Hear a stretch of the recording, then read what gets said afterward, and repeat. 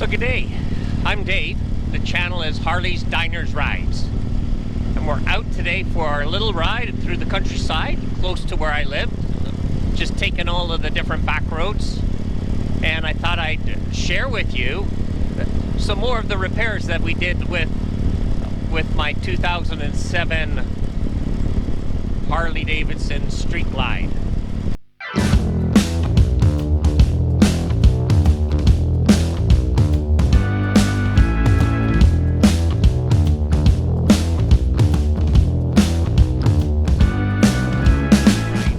Running great. The repairs went well, and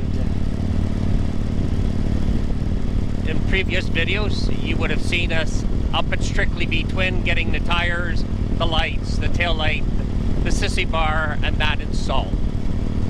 But today I'm going to talk about some of the things that you don't expect to happen when you send your bike in for repairs. So first off, a shout out to Strictly V Twin, to Ted and Amy there. They're the owners. Ted's the mechanic, and they did a really bang up job with the bike, which allows me to be out here enjoying and talking with you.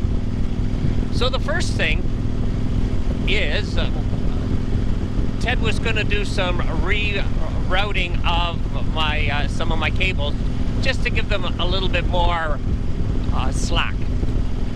And the first thing he noticed was that, I guess from just age or whatever, that one of the hex or torque screws on the front of the windshield that holds the Batwing together was actually spinning. It had actually broken free from its glue on the Batwing, on the frame, and it was spinning loose, so we had to repair that.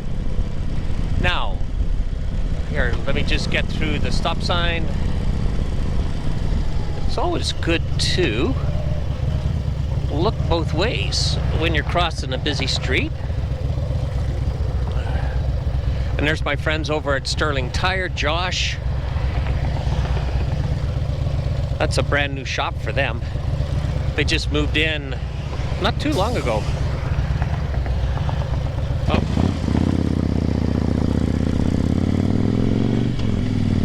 So once the Batwing was, the front part of the Batwing was taken off, the first thing that Ted noticed was a repair that I had done a number of years ago, which was the main upright frame for the Batwing. The 2007s and similar years to that had a structural default with the upright frame, where it would bolt onto the Batwing, or the rest of the fairing. And what would happen was, through vibration of riding the bike, it would fatigue the top bolt, and it would snap it. It would snap the frame. It would just it would snap. It would separate and leave the bolt into the fairing, but then the upper part of the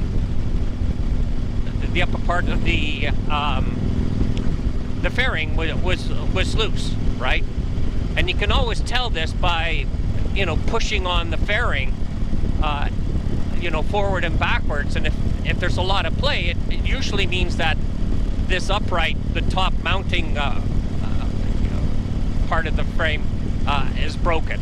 So anyway, I had made a homemade bracket, which I drilled into the frame and was able to bolt into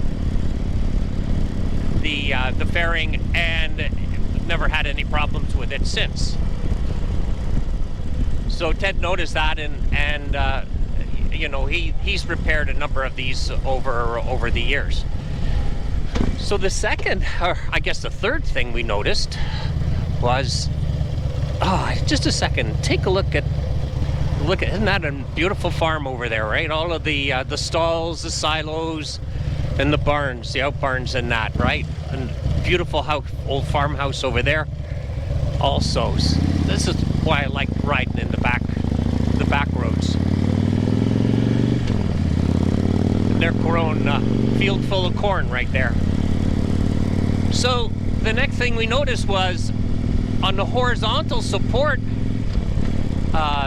beam or arm that bolts from the upright, and it bolts to the bottom of the speaker cone, and that's supposed to give you support on the outside of the fairing. So we noticed that. Now, just to back up, so I have an onboard compressor from Savior, and it replaced the Harley Davidson arm with its own customized arm so that the compressor can bolt to it.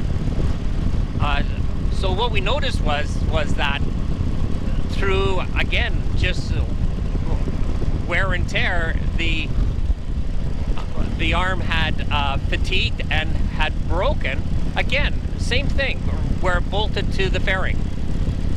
Now, you know, Ted took a little video for me, and I'll show it for you. The other thing is that the cone, the speaker cone, I had put in an upgrade stereo from Rockford Fosgate, and I had put 6.5-inch speakers in the front fairing, replacing the 5.5. And in order to do that, you have to put in a new speaker cone or speaker adapter cone. What we found was it was cracked also. So in looking at replacing these two things, the support arm could not be replaced, and so Ted did some welding to it, and that was that fixed. The cone, it's the adapter, speaker adapter cone, was a little bit more troublesome, so I contacted Rockford Fosgate looking for a replacement. They don't carry them anymore, so, which is not the greatest. So then they gave me a contact with another manufacturer, called them, they had them, they shipped them out to me, and the problem was, when I got them, was that it didn't provide a bolting location for the support arm, so I couldn't use it. I wasn't going to go with their recommendation of saying you don't need the arm, just forget about it, so wasn't going to do that. The fix to this was Ted sent it out to one of the people he deals with for plastic welding. Got it back, so now, you know, got them all back, put them all together, closed up the fairing, and the bike's all fixed. But it just goes to show you that these bikes, they take a lot of punishment behind the scenes that you don't really see, and it's very important to keep up your maintenance so that you catch these things, you know, in a timely manner. Oh, there's another farmhouse. A little bit older, yeah. Again, I hope you're into, oh, look at this guy, he's out, I don't know what they call that, but it's I think it's bringing in the hay. Well, I hope you enjoyed today's video, and if you did, please consider subscribing to the channel. If you'd like to be notified of future videos, you know, smash the bell, and also leave me a comment below. I'd like to hear what you thought about today's video. And as always, ride safe, be safe, and we'll see you soon. For Harleys, Diners, oh, look at that. So these are sod farms close to where I live. Great soil for growing sod. So again, this is Dave from Harleys, Diners, Rides. We'll see you soon. Take care.